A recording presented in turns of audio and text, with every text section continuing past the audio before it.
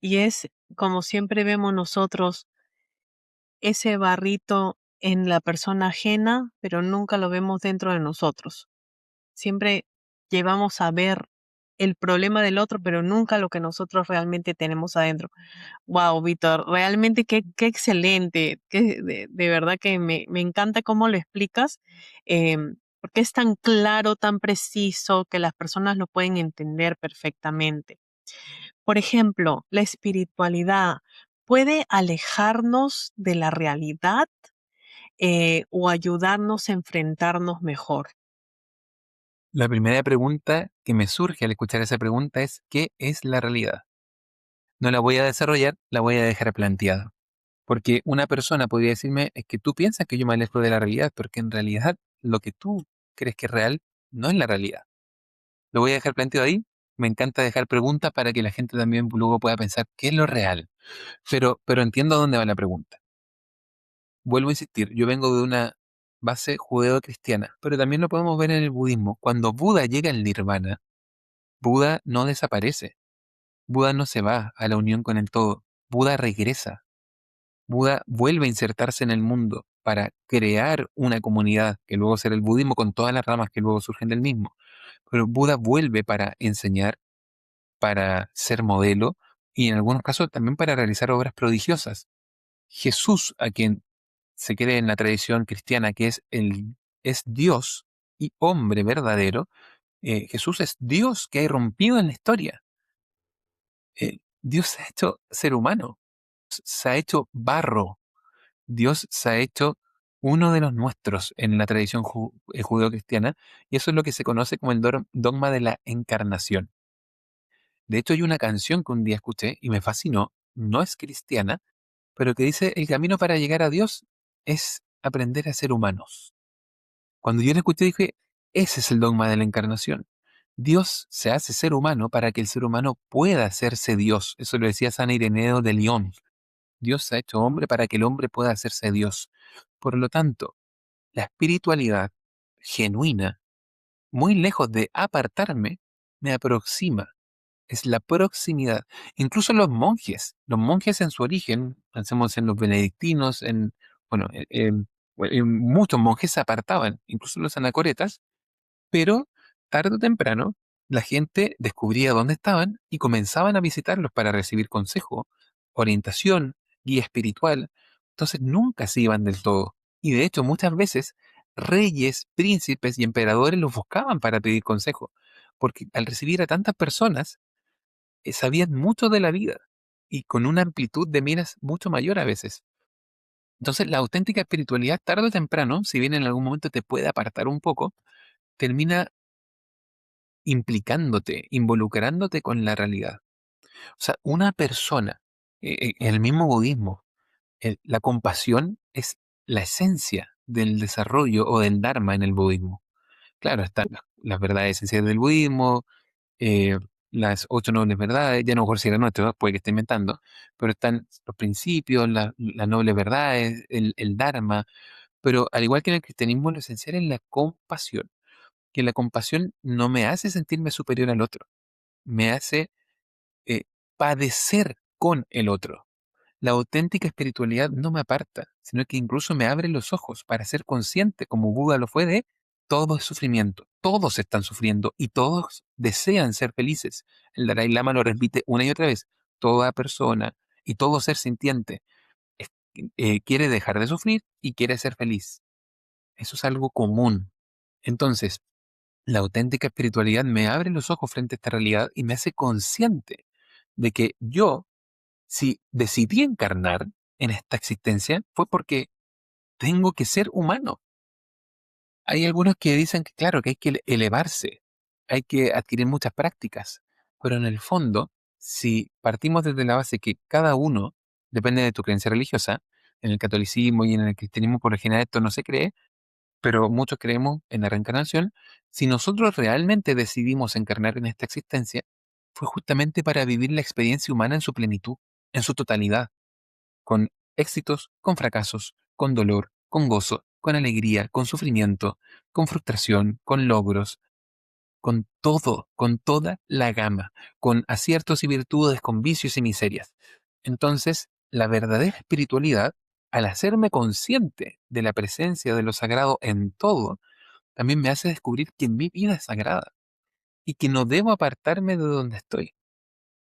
Si bien no comparto mucho con el Opus Dei, una rama, tiene algo en su carisma, si se puede decir así, como un principio, y es la santificación en la vida cotidiana.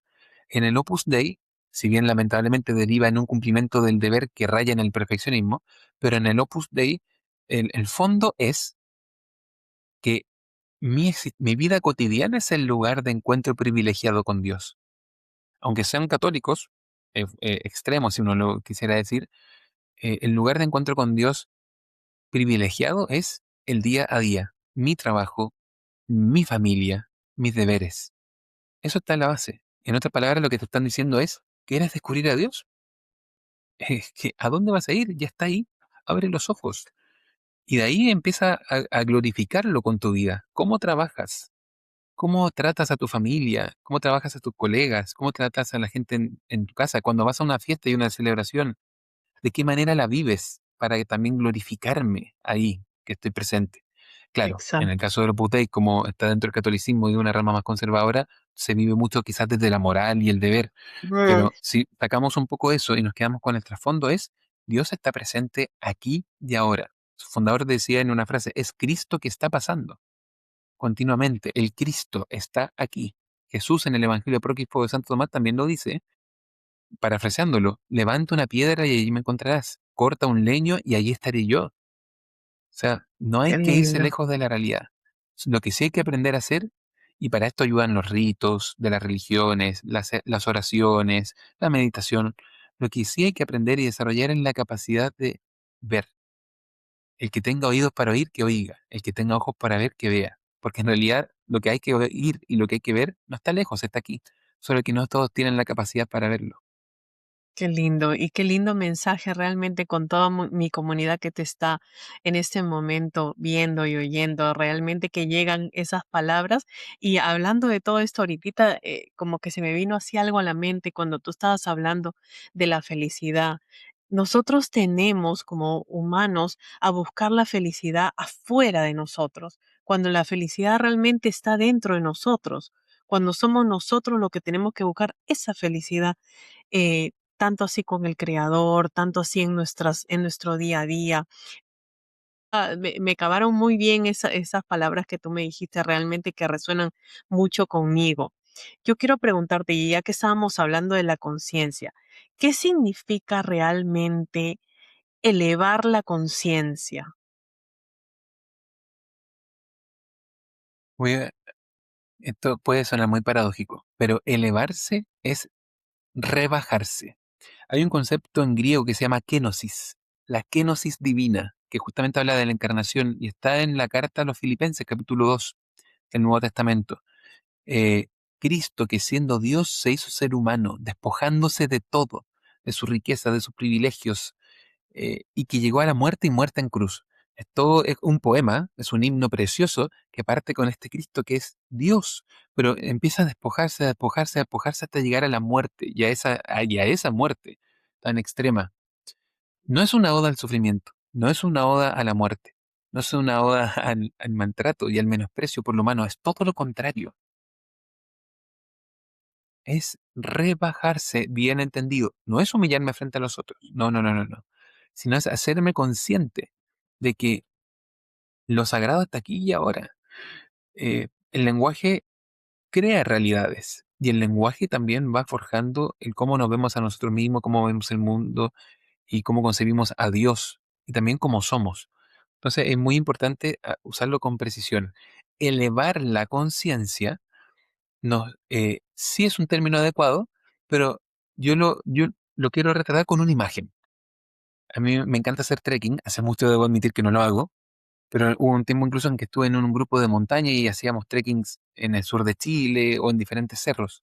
Es impresionante cuando uno va llegando a cimas y logra ver la ciudad, los pueblos o los valles desde una perspectiva absolutamente distinta. Yo sé que soy parte de esa ciudad, yo sé que soy parte de ese pueblo y de esa humanidad, pero en este instante logro verla desde una perspectiva distinta. O los astronautas cuando están orbitando alrededor de la Tierra, ven la Tierra desde una altura y una distancia que los hace ver todo desde otra perspectiva. En ese sentido, elevar la conciencia es ser capaz de posicionarme desde una forma nueva de ver e interpretar el mundo, la realidad, lo que somos. No es apartarme, es seguir donde estoy, pero desde una cima diferente, que me permite ver las cosas de una manera distinta. Y esto es esencial, porque no significa que me aparto, sino que logro ver de una manera distinta. Si yo no tengo lentes, créeme, yo aquí, por ejemplo, en este momento yo veo manchas. Y, y si jamás yo hubiera ido al oftalmólogo, yo pensaría que el mundo es así, que el mundo es borroso, desdibujado, pero al momento que me pongo los lentes, el mundo no ha cambiado, pero sí cambió para mí, completamente. Yo soy coach ontológico, aparte de maestro de Reiki, de ex sacerdote y de teólogo, sí, y de licenciado en medicina, pero en el coaching ontológico, en los procesos que acompaño, que son con la metodología propia del coaching ontológico, lo que buscamos es el cambio ontológico, que desde la teología podríamos hablar de que es un cambio de conciencia, una elevación. Pero ¿qué es el cambio ontológico? Es cambiar la perspectiva desde la cual interpretas aquello que te está sucediendo y por lo que has venido al coaching y que te angustia, y cambiarla de tal forma que la nueva forma que tienes de ver lo que te está pasando hace que, aun cuando por fuera parece que nada ha cambiado, para ti todo cambió. Es como si yo estuviera inmerso en medio de un bosque, perdido y sin saber qué hacer, y de repente encuentro un dron que está funcionando y lo logro elevar y gracias al dron yo logro ir viendo en la cámara dónde está el camino que debo seguir. El bosque sigue siendo el mismo, pero la perspectiva desde la cual ahora puedo verlo es completamente distinta y sé que no estoy atrapado, sé el camino que debo seguir. Y en ese sentido la elevación de la conciencia sí se puede conseguir como eso, es un cambio en la mirada. Fíjate que en la escritura, de hecho, hay un momento en que a 3 apóstoles de Jesús les llega una revelación y se les eleva la conciencia. Y es en el monte Tabor, en la transfiguración de Jesús. Ellos ya llevaban casi 3 años con Jesús, comiendo con Él, durmiendo con Él, compartiendo con Él, trabajando con Él, conversando con Él. Y sin embargo, en un instante, logran verlo de una manera completamente nueva. Jesús sigue siendo el mismo, pero Dios les ha abierto la mirada espiritual para que lo vean de una manera distinta. Jesús no cambia, pero sin embargo sus ojos es completamente nuevo. Y luego pueden bajar del monte y vivir su vida desde esa conciencia.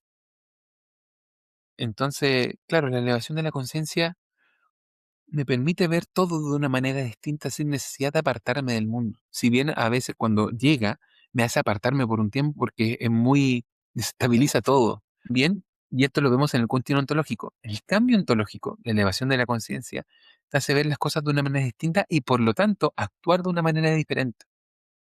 Que antes aquello que me producía resentimiento, rabia y deseo de agresión, ahora yo digo, entiendo por qué esta persona reacciona así. Y aunque sienta todavía la rabia en mí, quizás la voy a usar de una manera diferente. La voy a gestionar. Entonces algo cambió en mí. Y bueno, De verdad que la hora se ha pasado tan rápido y yo ni cuenta me he sí. dado porque está tan interesante este tema. Y de ahí, antes de la última pregunta, por favor, porque este viene a ser un consejo, ¿no? De ahí quiero que me dejes todas tus redes sociales y tiene que haber segunda parte porque es que este tema me encanta y yo me quedo así. Y sobre todo tú que tienes tanta experiencia y realmente que lo dices tan fácil para que nosotros podamos entenderlo, ¿verdad? ¿Qué consejo le darías a alguien que quiere empezar su camino espiritual desde cero? Y por favor, también todas tus redes sociales no las dejas. Para comenzar el camino desde cero, bueno, depende mucho también de su creencia religiosa, pero yo diría que hay 2 actitudes básicas y una meta clara a llegar. Las 2 actitudes básicas son presencia y atención. Aprender a estar presentes y aprender a estar atentos. Para eso la meditación es de una ayuda inmensa. Pero, pero aquí, atención, la meditación, incluso siguiendo las enseñanzas del Dalai Lama, se define justamente por estas 2 cosas, por la capacidad de estar presentes y atentos. El Dalai Lama incluso llega a decir que una persona cuando está sumergido escuchando una canción, está meditando. Cuando uno está imbuido en un libro que le apasiona, sin distracciones, está meditando. Entonces, para una persona que está comenzando, procure cultivar la percepción, es decir, la capacidad de estar presentes y de estar atentos. De hecho, Rudolf Steiner, en su libro Cómo alcanzar el conocimiento de los mundos superiores, si no me equivoco, se llama, toda la primera etapa es aprender a percibir la realidad del entorno. Para eso sirve mucho la meditación, pero la meditación no necesariamente tiene que ver solamente con silencio, quietud y concentración. Puede ser, hoy día me propongo 10 minutos de una lectura profunda, que incluso para mí puede ser algo placentero, lo cual lo hace maravilloso. Luego debería ir dando más pasos también, porque si creo en Dios, bueno, ¿en qué momento integro la plegaria? ¿En qué momento integro esa meditación poniendo mi foco en Dios? Si no creo en Dios, no importa, puede ser la meditación más pura y dura, pero también dentro de la meditación, en el mismo budismo hay más de 100 tipos de meditaciones distintas. En el cristianismo también hay una cantidad de formas de plegaria impresionantes. Pero yo diría que lo primero y básico es presencia y atención. Tú decides dónde la aplicas. Y la verdad es que no es tan fácil, porque hoy estamos acostumbrados a las redes sociales, a lo inmediato, a cambiar inmediatamente de una cosa a otra, a hacer múltiples cosas y estar presente y atento en una sola no es tan fácil. Incluso personas que disfrutan del cine o de la literatura están viendo una película, una serie, al mismo tiempo viendo sus celulares o leyendo un libro, pero distrayéndose por las notificaciones. Así que no es tan fácil como parece. Pero lo primero es eso, presencia y atención. Y que tengan una meta clara. Una meta clara. ¿Cómo yo sé que una persona está cultivando realmente su espiritualidad? Capítulo 12 capítulo 13 de la primera carta del apóstol Pablo a los Corintios. En el capítulo 12 él viene hablando de que la iglesia es una comunidad, un cuerpo donde cada uno tiene su lugar, y luego empieza a hablar de dones espirituales, el don de profecía, el don de hacer milagros, el don de la fe, el don de tener visiones, el don de recibir mensajes de Dios. Pero dice, pero hay un don mucho mejor. Y dice, si yo no tengo amor, nada me sirve. Si yo pudiera hablar la lengua de los ángeles, es decir, hablar con los ángeles y los espíritus, pero no tengo amor, de nada me sirve. Si yo entrego mi vida a los pobres e incluso entrego mi vida por Dios, pero no tengo amor, de nada funciona. Si yo anuncio el evangelio, si yo anuncio el mensaje de Cristo, pero no tengo amor, soy como una campana hueca que suena. Lo que hace San Pablo es magistral, porque dentro de los Corintios que venían del mundo griego, habían religiones mistéricas, y muchos buscaban estos dones espirituales, algo que no está tan alejado de lo que hoy día pasa. Dones, ver espíritus, recibir mensajes para canalizarlos, hacer sanaciones milagrosas, hacer obras prodigiosas, hablar con elocuencia. Y él dice, maravilloso, pero si no tienen amor, todo eso es basura. El signo de una espiritualidad sana y que va avanzando bien es que cada vez voy aprendiendo a vivir con un amor concreto por mis semejantes, por mí mismo. Ese es el termómetro. La caritas, ese amor, es el ágape en griego, es un amor sublime. Entonces, el mayor don no es ninguno de los otros. No es ni mi capacidad para percibir cosas de los mundos espirituales, ni tu capacidad de mediumidad, ni pobres, ni el recibir canalizaciones, ni el sanar a los enfermos. El mayor don es la capacidad en lo cotidiano de amar. Entonces, la base es presencia y atención, y la aspiración es llegar a ser una persona capaz de tomar decisiones y de actuar a partir del amor y no del miedo ni del resentimiento. Excelente. Ay, qué lindo. Por favor, déjanos todas tus redes sociales para que las personas se comuniquen contigo. Bueno, la verdad es que les voy a dejar, tengo TikTok e Instagram, también tengo Facebook, pero generalmente, bueno, Facebook está asociado directamente con TikTok, o sea, perdón, con Instagram. Mi Instagram es coach.hernan, se escribe coach.hernan sin la letra H. Ese es el Instagram. Y el TikTok es Hernán Jiménez. Tal- Pero también se puede buscar como @coach.hernan, de la misma manera. Perfecto, todas las personas te van a Y ahí estar quienes quieran, comunicando. sí, ahí quienes quieran también pueden ingresar al link que hay en la biografía en el Instagram. Y si no, me lo pueden pedir también por TikTok. y pueden ingresar de manera gratuita a un grupo de WhatsApp que tengo, donde todos los días en la mañana envío un mensaje con alguna reflexión, con preguntas, con ejercicios prácticos, de lunes a domingo. Y además el fin de semana yo publico si hay cupos disponibles para esa semana, si se desocupa o si libera algún cupo para Reiki, para coaching ontológico, para acompañamiento psicoespiritual, para diagnósticos energéticos. Así que, y es gratuito estar en ese grupo.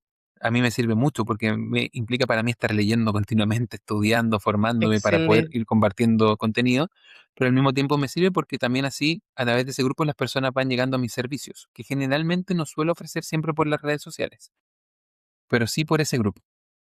Ya, excelente. Ay, Vito, de verdad que qué lindo este tema y tiene que haber segunda parte porque de verdad que es un Feliz, tema me muy, encantaría. muy, muy grande. Bueno, quiero darte muchísimas gracias por haber aceptado esta invitación y me despido con todos ustedes, así que nos estamos viendo en el próximo episodio de podcast. Así que bye bye. Que estés muy bien.